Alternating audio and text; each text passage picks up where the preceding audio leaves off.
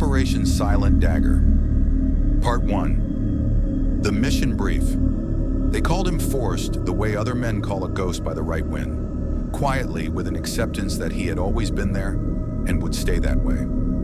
Albert Forrest sat on the edge of a bunk in a nondescript safe house somewhere in the mountains of eastern Turkey, folding his hands over a paper cup of black coffee while the sun clawed its way up the horizon. His face kept the same calm that had carried him through raids, interrogations, and the kind of nights when sleep felt like betrayal. In his left ear, an earpiece waited like a promise, a thin looped wire that had routed him through a dozen operations and out of more than one bad choice. Across from him, Captain Smoke unrolled the map on the table, like a priest unwrapping an ancient text. Smoke's nickname fit him, always a step removed, always a blur at the edge of sight. He had the posture of someone who'd spent more time inside command centers than in barracks. Shoulders squared, voice low, eyes that cataloged and dismissed a half-dozen threats before he spoke. Larry, dark soul when the radios were down and it was safe to say things out loud, was quiet in a different way. He stood by the window scraping a cigarette onto a tin, but he did not smoke. Habit. The lighter had been a comfort when he'd been a boy. Now it was a ritual.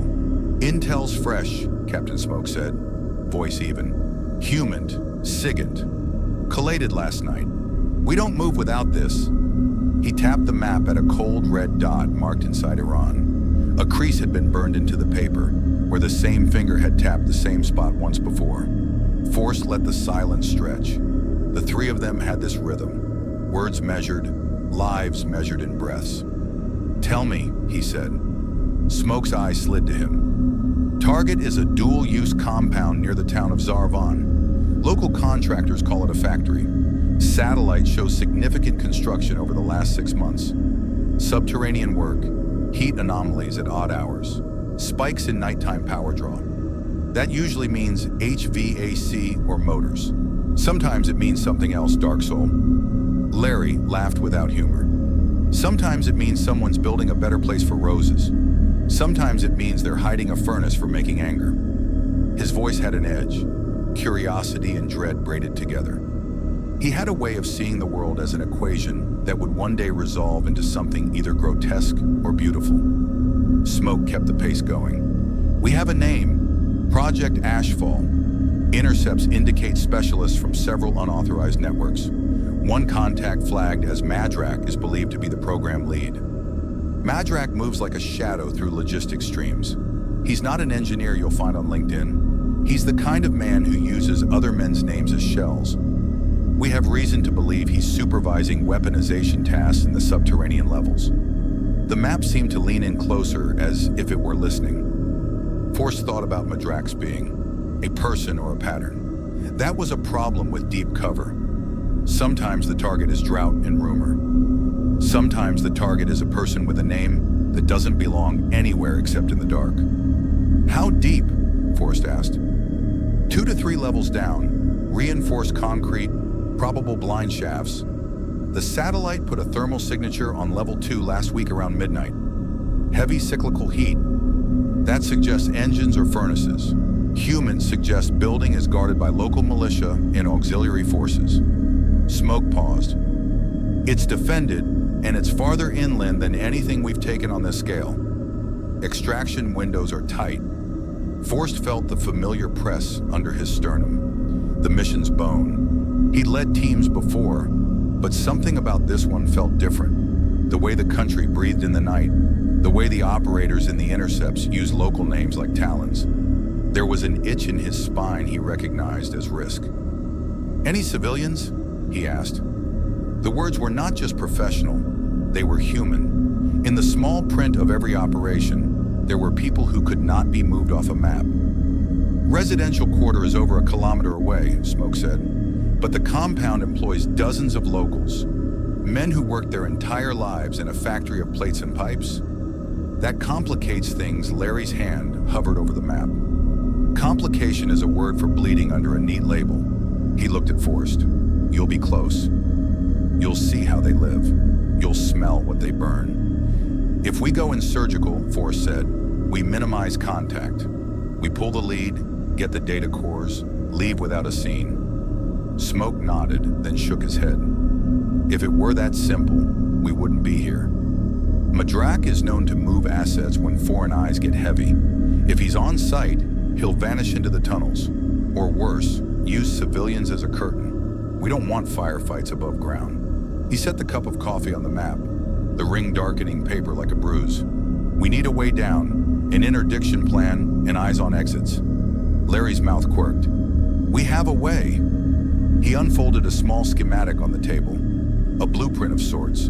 It had been drawn from satellite shadows, from crooked alleyways, from the loose lips of truck drivers who'd never met a night without a bribe. The schematic showed a drainage basin, a disused maintenance shaft, and a service tunnel that ran, in all the right ways, under the compound. A utility tunnel, Force said.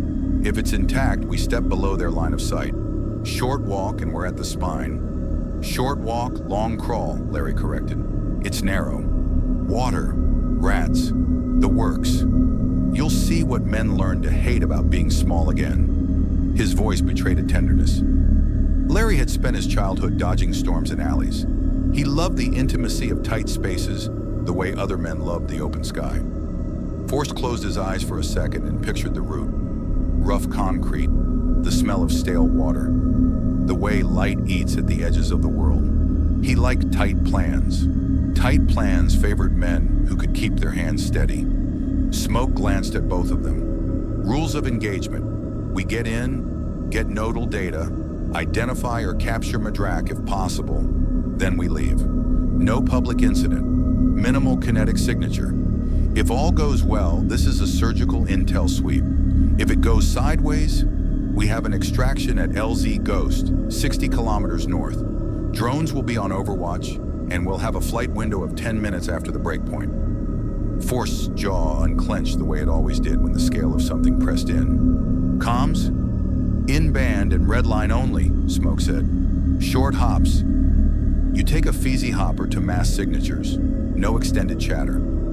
LZ Ghost will be confirmed by a secure patch after you're in. If you light up, you buy yourself 5 minutes and a prayer. A prayer. Forrest wondered where prayers lived in the life he had chosen. He had borrowed faith from many things. From an old mentor's tight smile. From the memory of his mother's hands. He kept them in the back pocket of himself like a pocket knife. Useful, but never flashy. You sure about Madrak? Forrest asked. We're walking into a den of at least 3 groups. We need to know who we're looking for. We're sure enough to send you, Smoke said, because if Madrak is a rumor, then the anomaly readings are still a problem. If Madrak is a person, then he's a threat to the region. The quicker we act, the better chance we have to prevent whatever they are making from leaving that tunnel as a weapon. Forrest thought then of the rumor's human face. Men who built things in the dark seldom did it for beauty. In his memory, Madrak became a smear.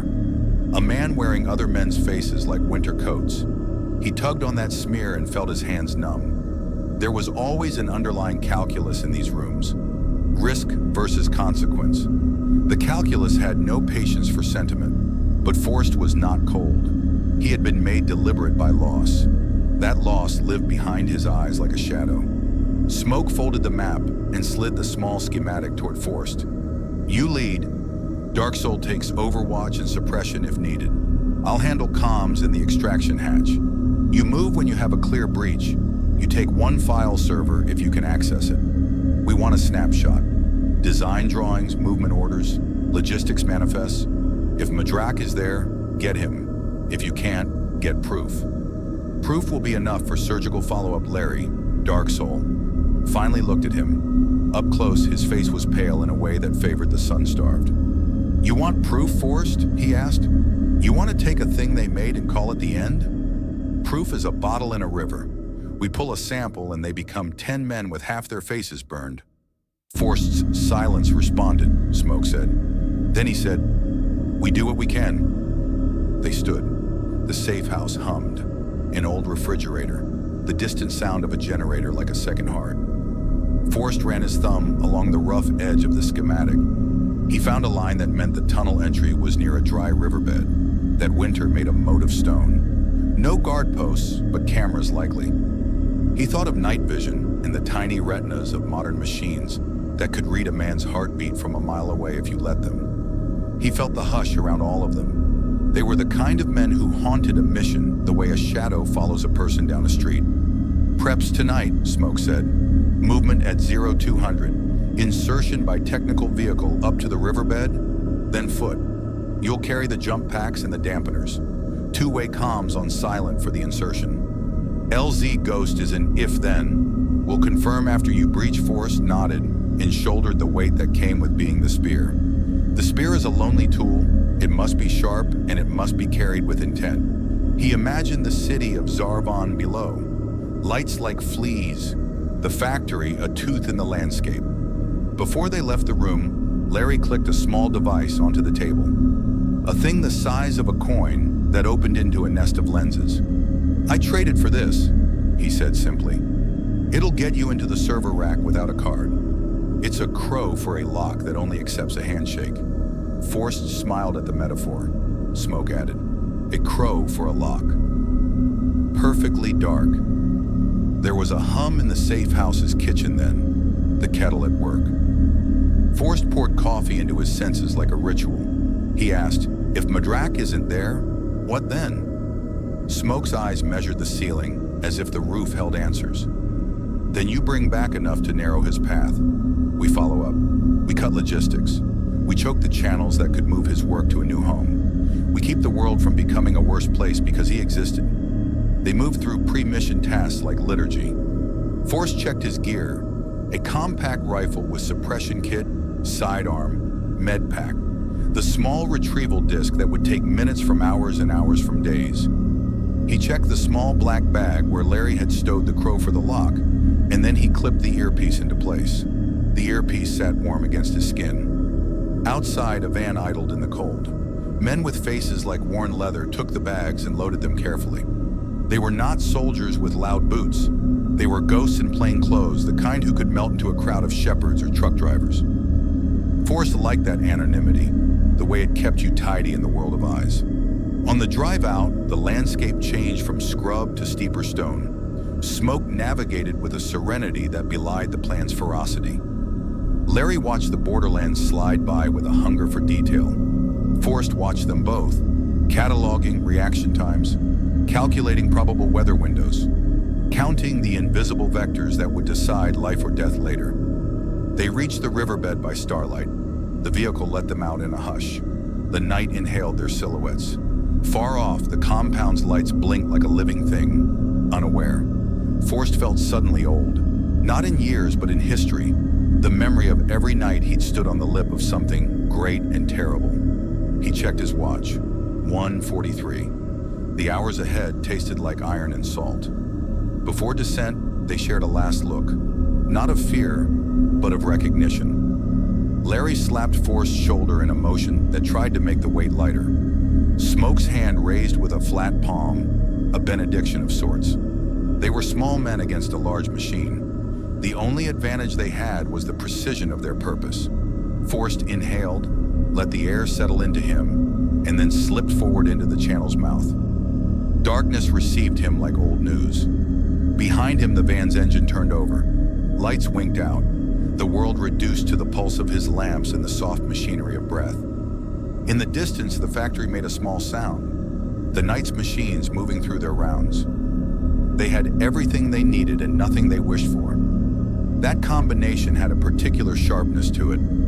It made men move through the dark with a kind of certainty. Forrest shouldered forward, and the three of them, Forrest, Dark Soul, Captain Smoke, began to walk beneath a country that did not know it had a dagger in its ribs. Somewhere above in the dry air, a single dog barked and then fell silent. The sound was ordinary, and yet, against all the plan and equipment, it made Forrest feel focus, like a hand around his heart. In the tunnel, the only sound was water on stone. The mission had begun. Operation Silent Dagger. Part 2, Infiltration. They crawled like slow animals through a world that had been designed to be ignored. The tunnel swallowed them. Stone, damp, the little scrape of their boots muffled by rubber wraps and practiced patience. Forrest's lamp painted the concrete in a narrow slice. Beyond it, the world was nothing but a promise that could shatter the instant a boot clicked on the wrong tile. Larry, Dark Soul, moved like a man who loved the intimacy of small places. He squeezed through first, shoulders tucked, the small crow device tucked into a pocket of his soft carrier. It looked absurd there, a mechanical songbird among the leather and nylon, but it would chew the silence open when they needed it. Captain Smoke trailed, eyes scanning the way a man who's spent a life in rooms reads the grain of ceiling plaster. He kept time more than voice. His watch was the metronome of their movement. Forrest kept his breathing slow and unremarkable, letting the tunnel's rhythms become his own. The map Larry had traded for had been faithful. The maintenance shaft existed, hidden beneath a collection of old plumbing pipes and the forgetfulness of a small subdivision. It smelled of iron and damp wood. They worked the lock quickly, a practiced set of motions. Pry, align, twist. He imagined the city of Zarvan below, lights like fleas, the factory a tooth in the landscape. Before they left the room, Larry clicked a small device onto the table, a thing the size of a coin that opened into a nest of lenses. "I traded for this," he said simply. "It'll get you into the server rack without a card. It's a crow for a lock that only accepts a handshake." Forrest smiled at the metaphor. Smoke added, "A crow for a lock." Perfectly dark. There was a hum in the safe house's kitchen then, the kettle at work. Forrest poured coffee into his senses like a ritual. He asked, "If Madrak isn't there, what then?" Smoke's eyes measured the ceiling, as if the roof held answers. "Then you bring back enough to narrow his path. We follow up. We cut logistics. We choke the channels that could move his work to a new home. We keep the world from becoming a worse place because he existed." They moved through pre-mission tasks like liturgy. Forrest checked his gear, a compact rifle with suppression kit, sidearm, med pack, the small retrieval disc that would take minutes from hours and hours from days. He checked the small black bag where Larry had stowed the crow for the lock, and then he clipped the earpiece into place. The earpiece sat warm against his skin. Outside, a van idled in the cold. Men with faces like worn leather took the bags and loaded them carefully. They were not soldiers with loud boots. They were ghosts in plain clothes, the kind who could melt into a crowd of shepherds or truck drivers. Forrest liked that anonymity, the way it kept you tidy in the world of eyes. On the drive out, the landscape changed from scrub to steeper stone. Smoke navigated with a serenity that belied the plan's ferocity. Larry watched the borderlands slide by with a hunger for detail. Forrest watched them both, cataloging reaction times, calculating probable weather windows, counting the invisible vectors that would decide life or death later. They reached the riverbed by starlight. The vehicle let them out in a hush. The night inhaled their silhouettes. Far off, the compound's lights blinked like a living thing, unaware. Forrest felt suddenly old, not in years but in history, the memory of every night he'd stood on the lip of something great and terrible. He checked his watch, 1:43. The hours ahead tasted like iron and salt. Before descent, they shared a last look, not of fear, but of recognition. Larry slapped Forrest's shoulder in a motion that tried to make the weight lighter. Smoke's hand raised with a flat palm, a benediction of sorts. They were small men against a large machine. The only advantage they had was the precision of their purpose. Forrest inhaled, let the air settle into him, and then slipped forward into the channel's mouth. Darkness received him like old news. Behind him, the van's engine turned over. Lights winked out. The world reduced to the pulse of his lamps and the soft machinery of breath. In the distance, the factory made a small sound. The night's machines moving through their rounds. They had everything they needed and nothing they wished for. That combination had a particular sharpness to it. It made men move through the dark with a kind of certainty. Forrest shouldered forward, and the three of them, Forrest, Dark Soul, Captain Smoke, began to walk beneath a country that did not know it had a dagger in its ribs. Somewhere above in the dry air, a single dog barked and then fell silent. The sound was ordinary, and yet, against all the plan and equipment, it made Forrest feel focus, like a hand around his heart. In the tunnel, the only sound was water on stone. The mission had begun. Operation Silent Dagger.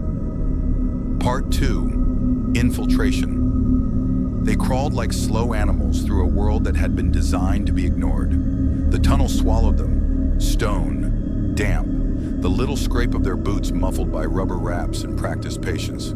Forrest's lamp painted the concrete in a narrow slice. Beyond it, the world was nothing but a promise that could shatter the instant a boot clicked on the wrong tile.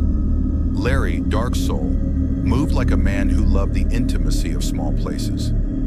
He squeezed through first, shoulders tucked, the small crow device tucked into a pocket of his soft carrier.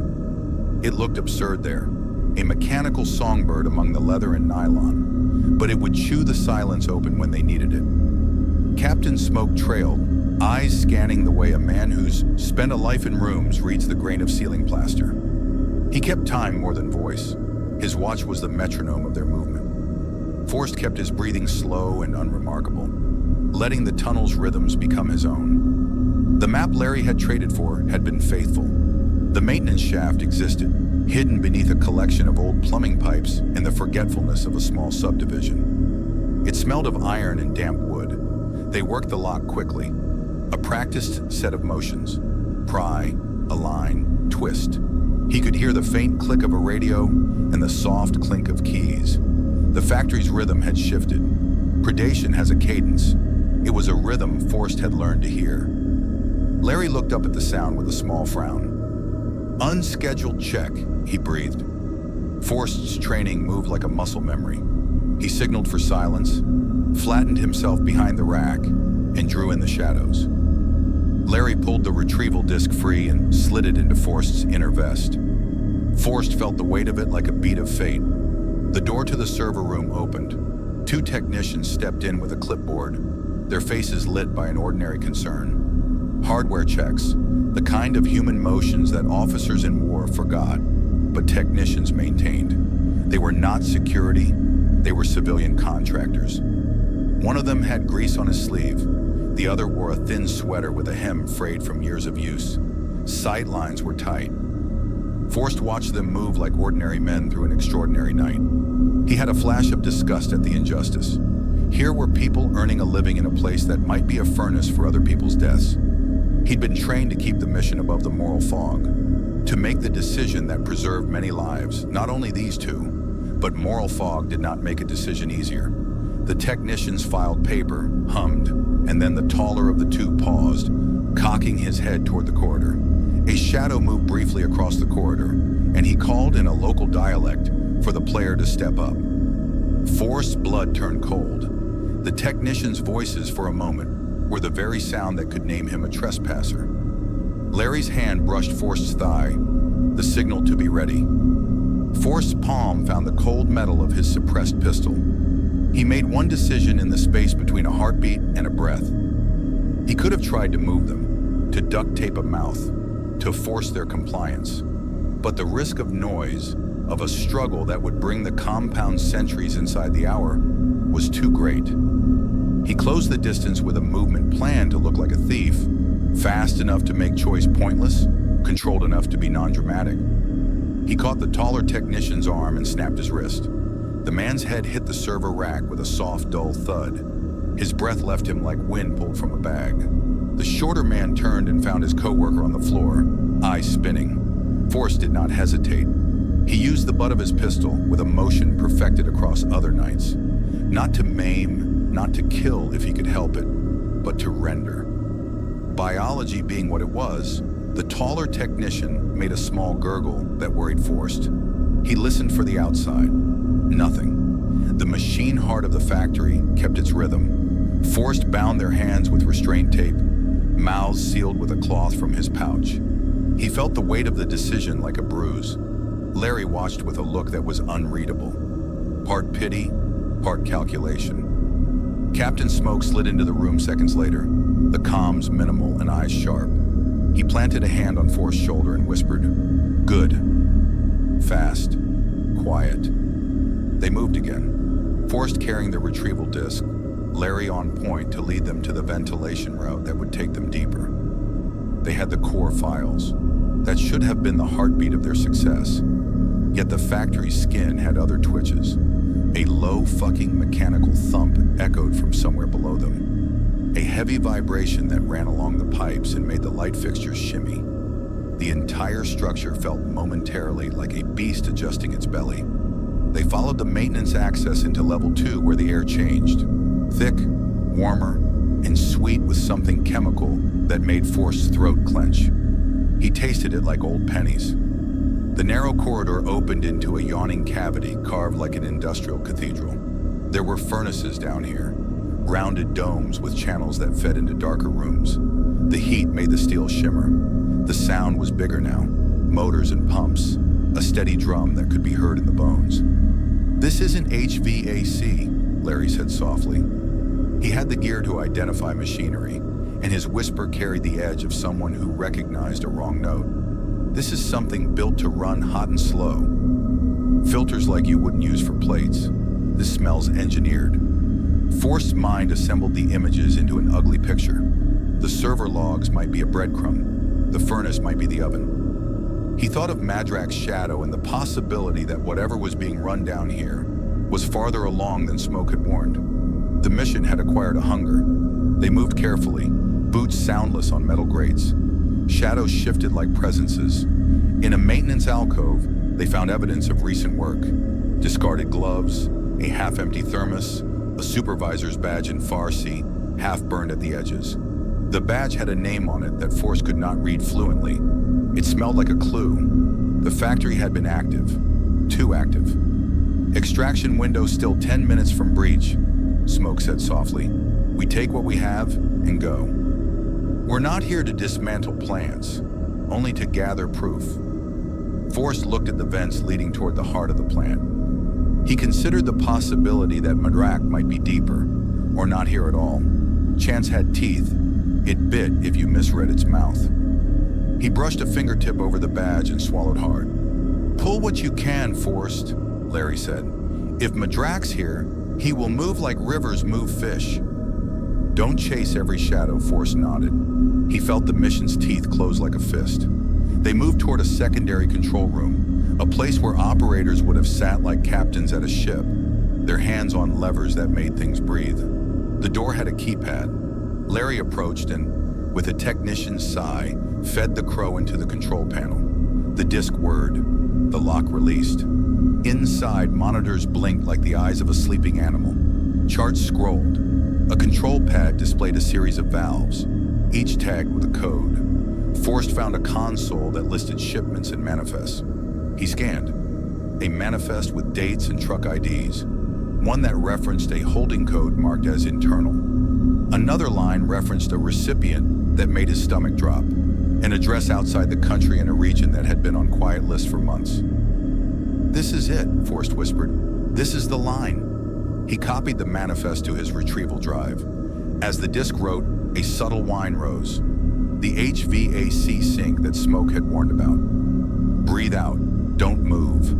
They had to be gone before the factory cycled and the logs synchronized to off-site backups. The writing completed. Larry scrubbed the temp traces, and Forrest felt the disk warm in his hand.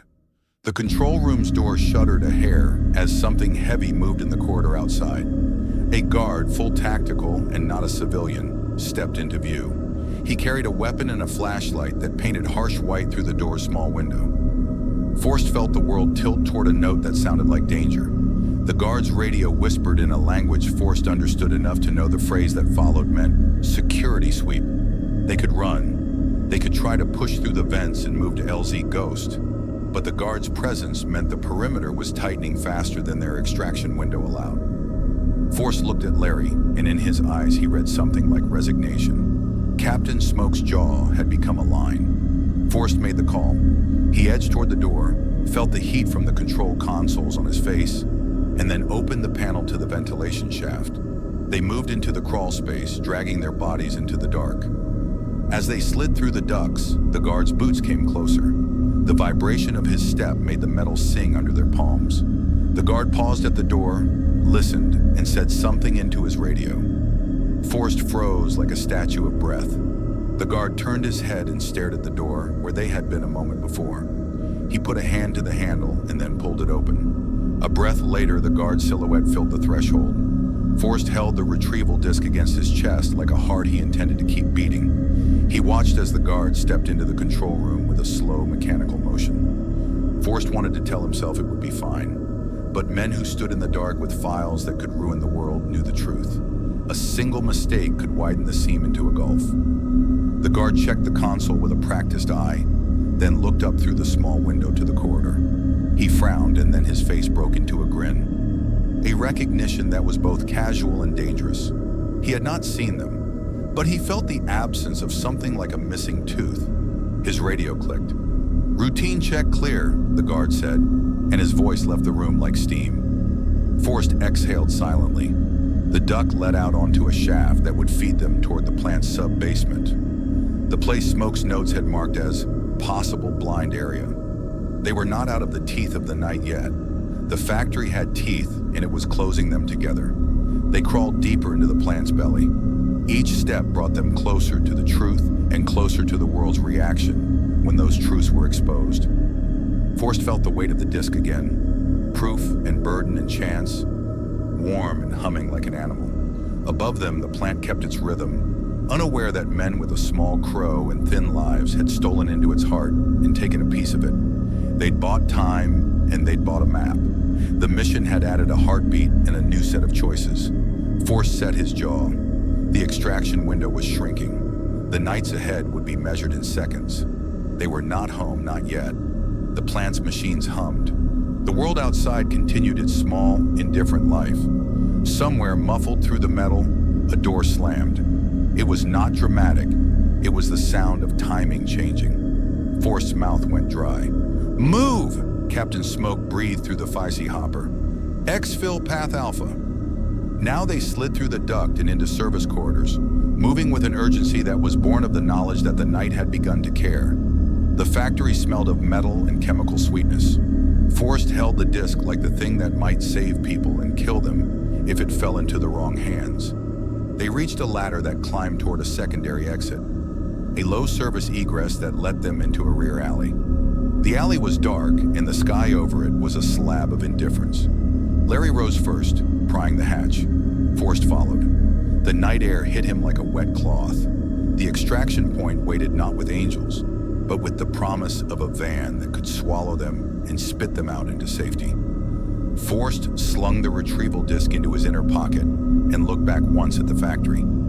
Its windows small and bright like the eyes of some sleeping animal.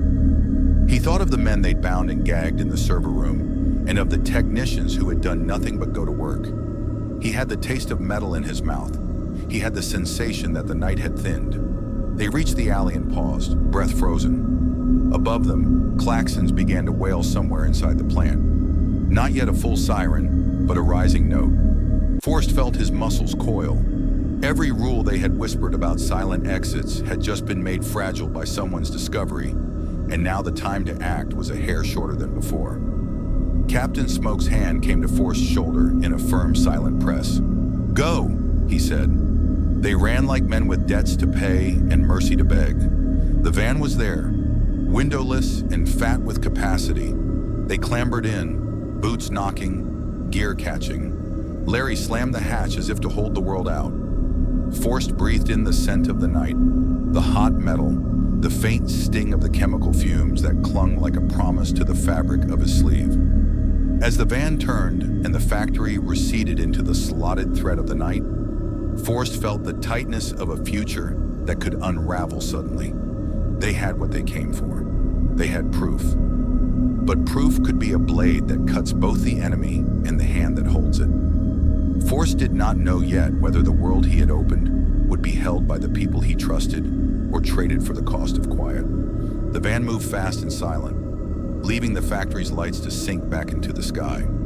Forrest sat between Captain Smoke and Larry, the disc warm against his ribs. For the first time since they'd left the safe house, his thoughts unspooled into the smaller details. The face of the taller technician on the floor, the smell of the chemical air, the way the guard had smiled like a man who thought the night was routine. The mission had been surgical. The mission had gone sideways. They had the evidence. Yet as the van swallowed distance, Forrest's chest tightened with a notion he could not name. He had taken a life, or at least incapacitated a man who would wake later to remember nothing but terror. That memory, he knew, would press him like an ache. Wars were math and also stories, and the stories sometimes had a ledger that never balanced. Outside, the night closed.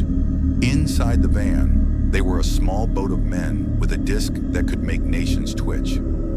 Forrest's hand rested against the drive, and he felt the hum of the future that might come from those files. Denials, quiet pressure, a ripple of violence reaching farther than this factory. He swallowed. Captain Smoke's voice, a low line in the clatter of motion, finally cut through. We moved to safe house. We lay low. We parse what we have. We plan for removal. We do not speak. We do not act until we know what the files truly say. Forrest nodded. He could feel somewhere beneath the plan the ache of something that had not yet happened. He could feel, too, the weight of the choice to keep moving forward. They had slipped a blade into the world and retracted it, but blades leave blood. He looked at Larry, who stared out the slatted window with a face that had grown pale like paper. "We did it," Larry said in a voice that was more wonder than relief. Forrest let out a breath that was equal parts prayer and warning. We did what we could, and it was true. They had what they came for. Yet the night still had teeth, and the world had not yet revealed whether they had struck a mortal blow or only awakened something dangerous and patient. Part 3. Extraction Gone Wrong. The silence that followed was heavier than any explosion. Forrest crouched in the ruins of the control room, breathing through the filter of his mask, the world around him a haze of smoke and dust. His rifle trembled slightly in his hands, not from fear but exhaustion. Outside, the facility was burning. The night split with the scream of alarms and the dull boom of collapsing metal. The operation that had begun with precision and stealth had devolved into chaos in under 10 minutes.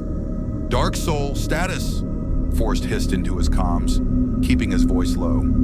Static answered him, then a weak, broken whisper. "I'm hit! Roof access!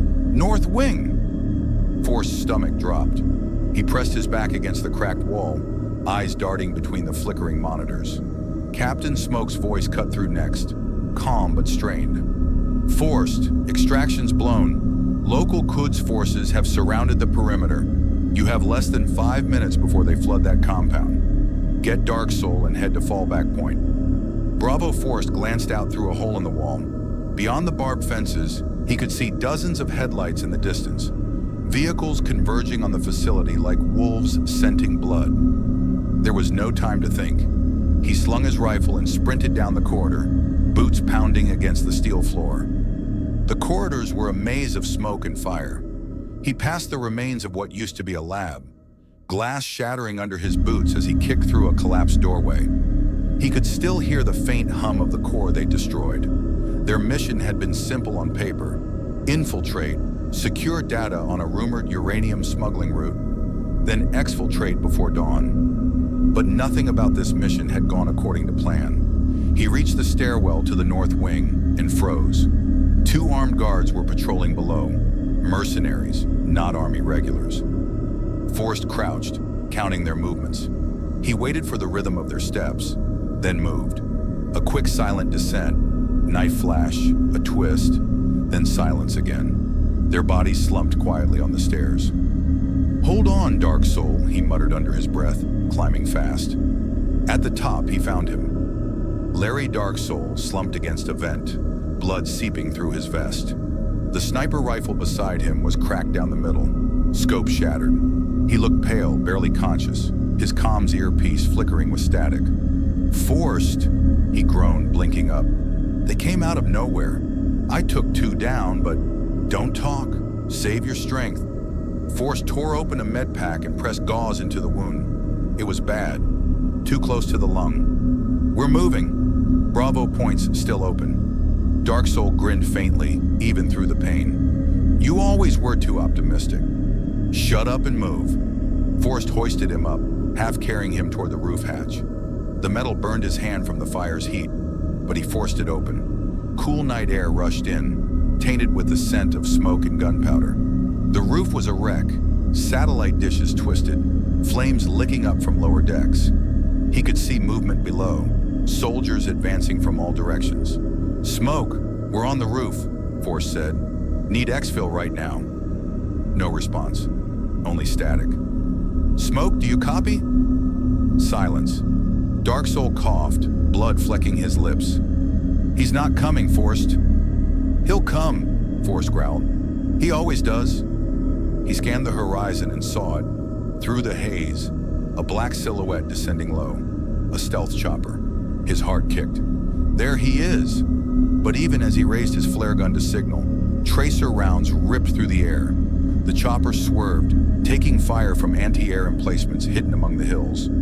One missile streaked up and hit. The explosion lit the night like dawn. Forrest and Dark Soul ducked as flaming debris rained down across the roof. The chopper spun out, crashing in a thunderous bloom of fire half a kilometer away. The shock wave knocked them both flat. When Forrest looked up again, the sky was raining ash. The comms crackled. Captain Smoke's voice faint, ragged, and fading. "Abort. Mission compromised. You're on your own." Then nothing. Forrest clenched his fists. The sound of boots echoed up the stairwell behind them. He turned to Dark Soul, whose breathing was shallow now. "We're not dying here," Forrest said. Dark Soul's lips curved into a faint, bitter smile. "We both know that's a lie." Gunfire erupted below. Forrest dragged Dark Soul to the far side of the roof, where a maintenance cable ran down the outer wall. He clipped his harness to it, then fastened Dark Soul's beside his. "You go first," Forrest said. "I can't." "Not a debate." Forrest shoved him onto the line and began lowering him down manually. Bullets shattered concrete inches from his head. He returned fire in short bursts, his rifle barrel glowing. By the time Dark Soul reached the halfway mark, a grenade rolled across the roof. Forrest dove aside just as it detonated, the blast throwing him into the air. He hit the ground hard, vision blurring. Through the ringing in his ears, he heard shouting. Iranian soldiers were pouring onto the roof. He forced himself up, but his legs screamed with pain. His rifle was gone. He limped to the edge and looked down. Dark Soul lay still at the base of the building. For a second, Forrest's heart stopped. Then he saw a faint movement. He was alive. Barely. He took a deep breath, unclipped another cable, and slid down the wall under a rain of gunfire. The descent burned his palms raw, but he landed beside Dark Soul and checked his pulse. Weak, but there. They had to move. He pulled Dark Soul across the sand, toward the ridge where their emergency beacon was buried. Above them, the facility was collapsing in flames. The sky was alive with helicopters and tracer rounds. Forrest activated the beacon and waited. Nothing. He tried again. Nothing. The signal was jammed. He looked toward the horizon. Beyond those hills was the border. 30 kilometers of open desert. No cover, no backup, and one wounded man. "We walk," Forrest said. Dark Soul gave a low laugh that turned into a cough.